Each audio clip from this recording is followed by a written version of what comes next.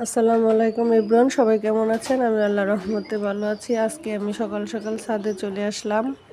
আর ছাদে এসে এই যে দেখেন, এখান থেকে করলা নিব। আমার প্রয়োজন মতো সবজি আছে, আমি ছাদ থেকে নিয়েই রান্না করব। এখানে আমি মোটামুটি অনেক শাক সবজি লাগিয়েছি। আজ আমি এখান থেকে টুকটাক অনেক কিছুই করে নিয়ে যাব, সেজন্য আমি সকালে উঠে ছাদে এসেছি। আজকে আমি করলা উঠাবো। এটা হচ্ছে পাট গাছ, এটা হচ্ছে কলমি শাক।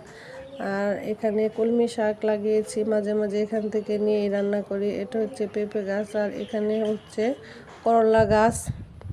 আর এই যে দেখেন আমার ছোট্ট এই কাঁচামরিচ গাছে কেমন কাঁচামরিচ হয়েছে। এখানে বাজার যে কাঁচামরিচের দাম, এত দাম দিয়ে কাঁচামরিচ কিনে আনার থেকে ছাদে যা আছে তা দিয়েই রান্না করে নেব।